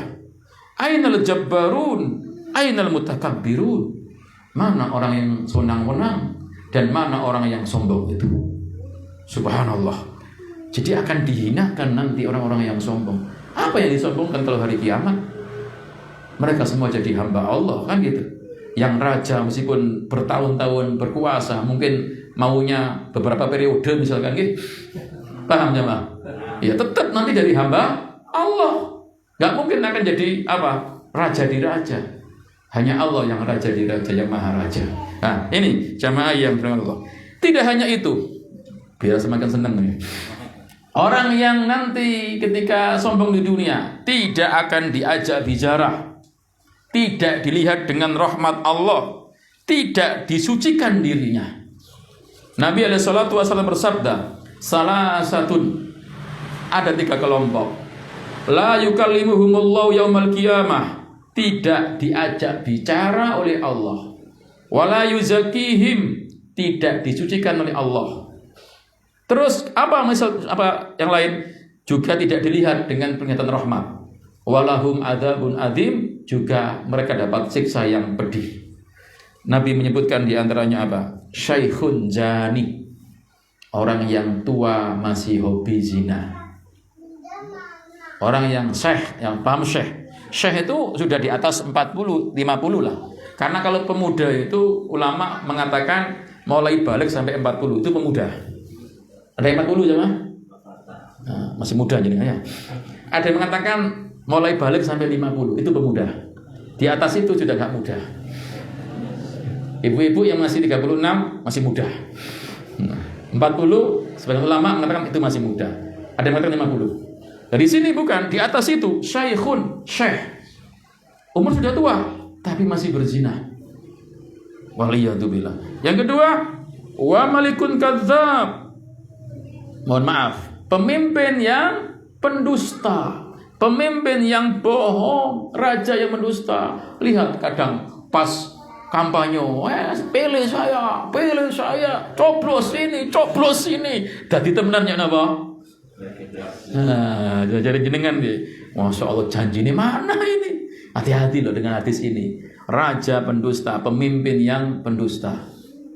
Ketiga, ini yang kita maksud. Wa'ailun mustakbir, tiang miskin sombong. Miskin sombong, apa sih disombong dong? Kalau bahasa yang lain, nggak ganteng, sombong. Nggak pakai bangir irunge, sombong. Nggak putih, sombong. Itu jamaah. Artosipun nggak pantas dia sombong, tapi menyombongkan diri. Makanya adabnya pedih. Tentu kalau orang kaya sombong tetap nggak boleh. Cuma kan sih tetap pantas sama ya. Rodok tapi nggak pantas tetap. Artinya masalah. Inilah 3 kelompok yang diancam dengan tadi. Di antaranya apa? Nah ini. Jamaah yang dimuliakan oleh Allah Subhanahu wa taala, kemudian di antaranya apa? Nanti mohon maaf diharamkan masuk surga kayak tadi. Terus kadang orang yang sombong itu disegerakan adabnya di dunia. Kadang iya. Artinya nggak nunggu di akhirat, disegerakan. Contoh, lihat Korun, segera kan, ditenggelamkan. Bahkan ada hadis memang, hadis yang sahih riwayat Imam Bukhari, bainama rajulun yatabakhtar yamsi bi burdaihi qad a'jabathu nafsu fa khasafallahu bihil arda wa huwa yatajaljalu fiha ila yaumil qiyamah. Tatkala ada orang yang mengenakan sepasang pakaian, mungkin karena bagusnya, berjalannya sombong jamaah, gaya tok berjalannya, okay? Dia takjub dengan dirinya, mungkin mengatakan sing paling ganteng sak kampung aku ini, sing paling ayu aku, sombong berjalannya. Subhanallah, fa khasafallahu bihil ardu, ditenggelamkan oleh Allah langsung. Bisa jadi orang yang seperti ini kena gempa bumi terus tenggelam ya, sombong dia. Jadi ditenggelamkan. Fa huwa yatajaljalu fiha, terus dia apa? Terus meronta-ronta ila yaumil qiyamah, sampai tiba hari kiamat. Artinya itu di azab kubur. Meninggal di azab kubur meronta-ronta. Kenapa? Azab. Kenapa? Kesombongan. Hati-hati jemaah. Maka Allahul musta'an, hanya kepada Allah kita meminta tolong. Paling akhir jam 5 jemaah, Masya Allah, cepat ya. Orang yang paling jauh nanti dari Rasulullah, manusia pada hari kiamat yang paling jauh dari Rasulullah tempatnya adalah orang yang sombong. Ini terakhir pun hadisnya. Hadis diriwayatkan oleh Imam Tirmidzi. Kata Nabi SAW, inna min ahabbikum ilayya wa aqrabikum minni majlisan yaumal qiyamah ahasinakum akhlaqah. Sesungguhnya orang yang paling aku cintai di antara kalian dan tempat duduknya paling dekat dengan aku nanti di hari kiamat, kata Nabi, kalian yang punya akhlak mulia. Jadi orang-orang yang punya akhlak mulia, orang yang paling dicintai Nabi, dan nanti di hari kiamat dekat dengan Nabi. Wa inna abghadakum ilayya, dan orang yang paling aku benci di antara kalian. Lihat, orang yang paling aku benci di antara kalian, kata Nabi, wa ab'adakum minni majlisan yaumal qiyamah, dan orang yang nanti tempat duduknya paling jauh dariku. Nabi mengatakan, siapa mereka? As-sarsarun wal mutasaddiqun wal mutafaihikun. Qalu ya Rasulullah, qad alimna al-sarsarun wal mutasaddiqun, fama al mutafaihimukun? Qal al-mutakabbirun. Di antara manusia yang paling jauh tempatnya nanti di Rasul dengan Rasulullah dan paling dibenci, pertama al-sarsarun. Ngapunten, tiyang sing akeh omongi. Ngapunten, tiyang sing apa? Banyak bicaranya, enggak terkontrol. Jadi orang Jawa ngalor ngidul tanpa ilmu. Pun sampai mungkin, oh ini ustaz lagi paling ngomongi soalnya. Yang tidak terkontrol, yang enggak punya ilmu. Karena apa? Kalau orang itu banyak bicaranya, banyak salahnya. Kalau banyak salahnya, banyak dosanya. Banyak dosanya tempatnya di mana? Neraka. Al-sarsarun, sing kata omongane. Pun. Terus yang kedua, al-mutasaddiqun, orang yang sok fasih ketika berbicara, dipaseh-pasehno supaya tiang ngelem gitu loh. Hati-hati ya. Kemudian al-mutafaihikun, kata para sahabat, ya Rasul, kalau al-sarsarun kita paham, al-mutasaddiqun kita paham. Apa itu al-mutafaihikun? Nabi menjawab, al-mutakabbirun. Nggih niku tiang-tiang sing sombong. Dados tiang sing dibenci Nabi jauh nanti di hari kiamat dengan Nabi. Setunggal tiang sing kata omongane. Kedua, kalau ngomong sok dipaseh-pasehno padahal enggak ada hajat, bukan ahli qiraat lho nggih. Sok dipaseh-pasehno itu biar terkenal apa enak suarane rek. Sing tiga, tiang sing sombong. Waliyatubillah. Mugi-mugi kula jenengan termasuk tiang-tiang sing saged punya sifat tawadhu lan saged menjauhi sifat sombong. Allahumma amin amin ya rabbal alamin. Mungkin ini yang bisa saya sampaikan, meskipun di kitab ini masih banyak materi yang belum dibaca, tapi paling tidak sudah mewakili apa yang telah kita baca. Sekali lagi, mudah-mudahan Allah Jalla wa'ala membimbing kita semua agar kita menjadi orang yang tawadhu, bukan orang yang sombong. Ingat, sombong adalah apa tadi?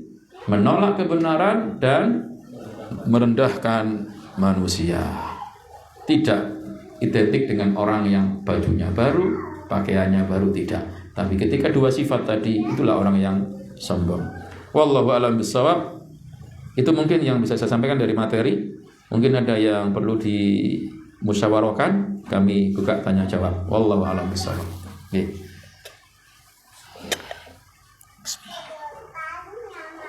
Assalamualaikum. Waalaikumsalam warahmatullahi wabarakatuh. Terkait dengan rendah hati, karena kan kita yang menggunakan masyarakat itu kita coba hidup sederhana. Iya. Ini bisa sisi kadang-kadang antara hidup sederhana dengan gimmick tidak sederhana, beda tipis. Apa? Gimmick. Apa gimmick itu, Pak? Pencitraan. Masya Allah. Kan harus jelas nih. Supaya dianggap dia itu sederhana. Ternyata belum melihat orang nggak seperti itu. Ya. Ini meletakkan sesuatu apa? Seolah-olah dia dengan megah. Iya. Dan repot kita. Apa ini termasuk berarti seperti itu. Dan yang kedua, ternyata kita nggak ingin tampil baik seperti kalau itu indah, kita indah. Gitu. Kita mau beli pakaian kadang mikir. Iya. Nanti beli pakaian yang nanti juga dimintai tanggung jawab. Iya. Iya. Kadang ke arah berat. Ragu-ragu. Bagi orang. Baik. Jazakallah khair jamaah. Disebutkan bahwasannya ghayatun nas, ridhon nas, ghayatul idrak. Ridho manusia itu keinginan yang tidak bisa kita jangkau semuanya. Ada orang yang mungkin melihat kita memang rendah hati karena tidak menyombongkan diri, hidup sederhana, tidak jadi orang Jawa ngetok-ngetok. Tapi ada orang yang tadi menganggap apa? Gimik. Ya. Itu kan pandangan orang. Maka kita berusaha tatkala ingin mengaplikasikan akhlak mulia dengan rendah hati, itu diawali dengan niat yang tulus, ikhlas karena Allah. Adapun pandangan manusia nanti itu nomor yang ke-17 saja. Jangan kemudian tatkala kita mengawali hidup yang ingin tawadhu, ingin sederhana, terus kita mengatakan bagaimana dengan manusia nanti? Ya, jangan. Kenapa jamaah? Dikatakan oleh para ulama, ridho manusia itu tujuan yang tidak akan mungkin tercapai. Dikatakan juga oleh ahli bahasa, bahkan mungkin yang kalau ke pesantren itu pernah membahas tentang kitab takbir ya. Ada istilah kalamun nasi la yantahi. Ucapan manusia itu tidak akan ada berhentinya. Dikisahkan di kisah itu ada seorang bapak, seorang anak dan khimar. Mungkin masih ingat ya. Saya ceritakan aja biar ini pengingat untuk saya juga. Ketika bapak ini naik khimar, kalau sekarang pun naik kuda lah misalkan ya, dinaiki oleh bapaknya melewati sebuah kaum, ya pasti ada yang memuji, ada yang mencela, dan banyak yang mencela. Apa celaannya? Oh ini bapak enggak solihah, enggak soleh ini bapak ini. Masa dia yang numpak sendiri, naik sendiri, anaknya disuruh nuntun. Gimana bapak ini? Gak tanggung jawab kayaknya. Akhirnya bapak itu mendengar perasaan dia, wah ini golek ridho manusia wis. Aku diomong mongko soalnya ya wis. Akhirnya dia mudun, turun dari kendaraannya. Akhirnya anaknya disuruh naik. Ayo nak, naik nak. Aku sing nonton nak. Soalnya mongko diomong wong soalnya.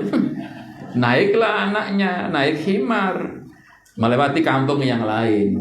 Apakah manusia mengomentari dengan baik? Enggak. Pasti ada yang bilang apa? Itu anak durhaka itu. Itu anak durhaka. Masa ayahnya disuruh jalan nuntun kendaraan dengan dia naik? Enggak soleh itu. Anaknya mendengar, bapaknya mendengar. Gimana Pak ini Pak? Ayo turun bareng. Turun bareng. Oh enggak, naik bareng aja. Ditumpah iya enak, gue kerosok inco paling. Lewatlah sebuah kampung. Apa orang bilang? Lah iya, bapak ambil anak nggak kasihan sama tunggangannya, lihat tunggangannya kecil ditagi 2 orang. Akhirnya apa? Turun, dituntun jemaah nggak dinaiki. Apa kata orang? Lah iya, duit kendaraan lo kan dituntun naik. Ya diomong kan? Iya. Coba seandainya misalkan nggak dituntun, terus digendong bareng, diomong nggak? Ayo nak, diangkat aja skimari nak. Ya diomong orang. Nah disitulah mohon maaf, tatkala kita melakukan sesuatu, selama itu dalam hal yang benar, yang lurus, yang Allah ridhoi, Nabi ajarkan, kadang ada tantangan manusia berkomentar. Maka ada istilah biarlah anjing menjonggong. Tapi tetap kita harus berkabil terus jeda. Selama kita niatnya betul, jangan melihat penilaian manusia, nggak akan ada berhentinya. Kita pakai sarung, pakai baju koko dia diomong, pakai suwal cekak kaosan ya diomong, pakai jubah kupluan kayak orang Arab ya diomong, telanjang ya diomong. Maka mana yang kita cari? Ya cari ridho Allah. Apa yang disyariatkan? Nutup aurat. Nutup aurat bebas. Yang penting nutup aurat, nggak harus pakai sarung, nggak harus pakai apa. Yang penting nutup aurat. Artinya apa?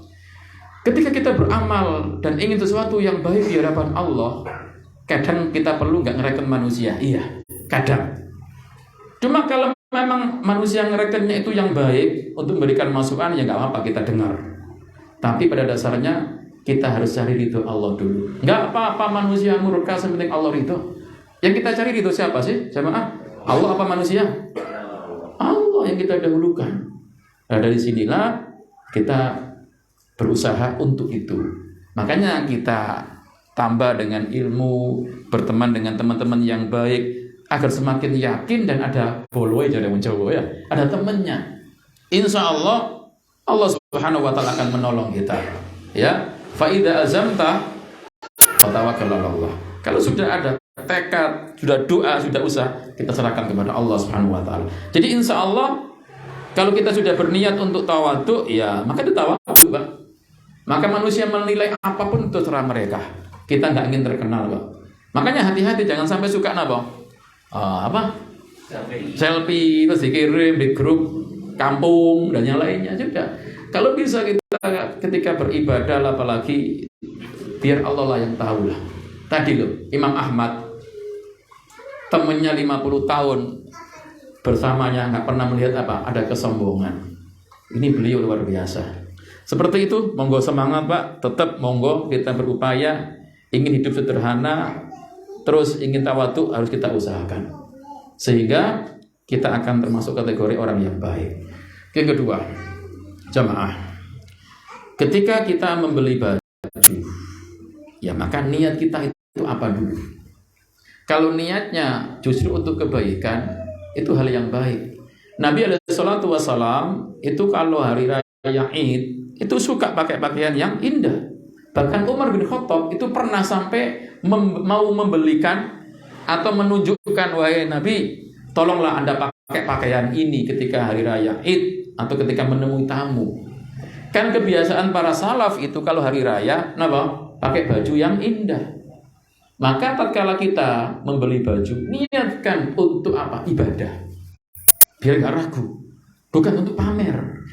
Makanya lebih pantas kalau mau sholat Jumat itu beli baju baru daripada mau mantenan. Paham maksud saya? Kalau mau mantenan gak harus baru, gak harus batik, bebas. Nggak ada peraturannya, mantenan harus batik, dah. Tapi kenapa banyak orang kalau mau mantenan jahit bareng, bajunya baru semua. Kalau Jumatan, pelaminan Fulan bin Fulana, foto bareng, waduh batik josre. Sholat pakai kaos oblong, waliyadzubillah. Terus menawi jenengan berhadapan dengan Allah itu lebih pantas untuk berhias. Kalau dengan manusia jangan. Maka boleh-boleh saja pakai pakaian yang baik, tapi lebih dahulukan untuk ibadah. Makanya saya sarankan teman-teman yang beli baju baru, usahakan pertama kali nyarinya untuk sholat. Ya Allah, inilah nikmat yang Kau berikan kepadaku. Aku punya uang beli baju ya Allah. Aku buat sholat untukmu ya Allah. Baru setelah itu buat mantenan, monggo. Tapi yang banyak kan tidak. Mantenan sih baru baik sholat. Ngapunten, mboten nyinggung sing mantenan lho nggih. Cuma biasanya seperti itu. Mantenan jahitno baju anyar-anyar kabeh. Sholat. Ya hanya seperti itu. Mohon maaf. Jadi Allah itu lebih berhak untuk kita berhias kepadanya. Makanya tatkala hari Jumat, Idul Fitri yang bertemu dengan kaum muslimin, kita lebih berhak untuk berhias. Lah untuk ibu-ibu saya sarankan ini termasuk kewajiban jenengan, berhiaslah Anda tatkala di hadapan suami. Bukan berhias tatkala berhadapan dengan manten. Kalau mantenan masuk 15 menit ke jerone kamar mandi, 5 menit di ngarepe kaca. Bedaan sampai macam-macam. Untuk siapa itu? Untuk manten. Ada yang bela diri. Anu yang, biar kamu bangga dengan aku yang. Karena kalau cantik kamu bangga. Waduh. Pembenaran ya, padahal ingin pamer napa? Wedak.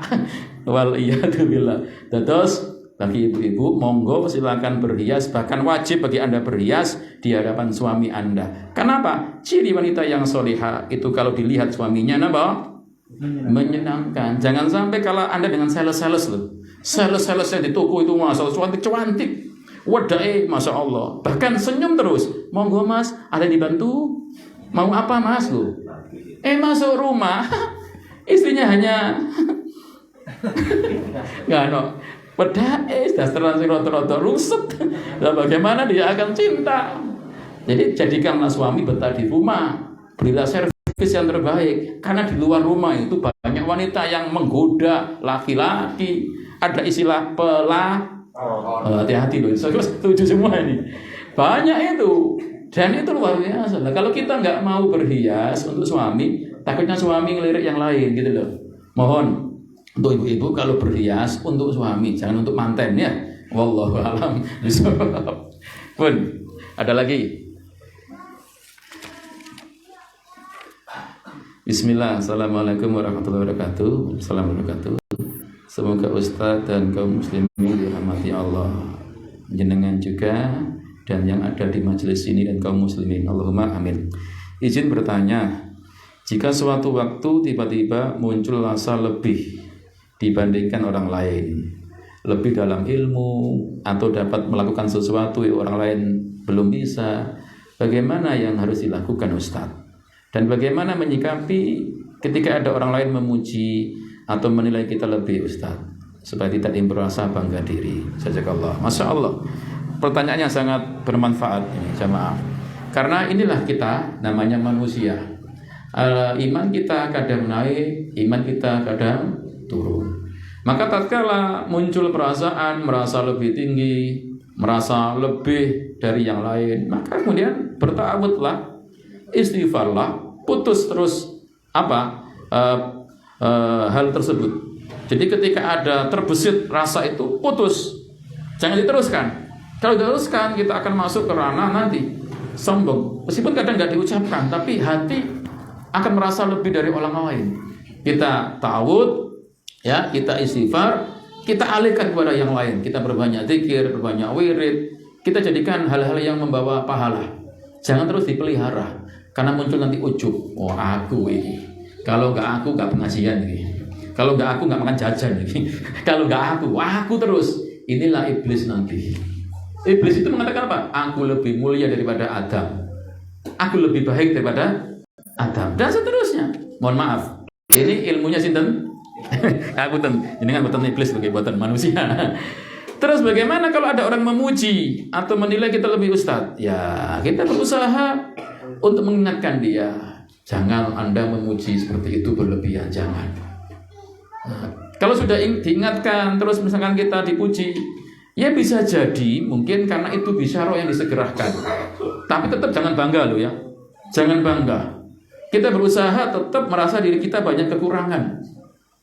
Maka yang memuji Anda kalau bisa Anda, kalau ada orangnya ya Anda bilang, kulo pun tingotenaken lah, kulo tidak seperti yang jenengan lihat. Nah, artinya merendah saja. Biar nanti nggak muncul mengangkat diri jenengan berlebihan. Ini untuk menutup celah-celah apa tadi? Karena biasanya ini awal, akhirnya memujinya berlebihan. Wah, guruku masya Allah, hilang nggak sebalik, misalkan. Jadi mengangkatnya berlebihan akhirnya.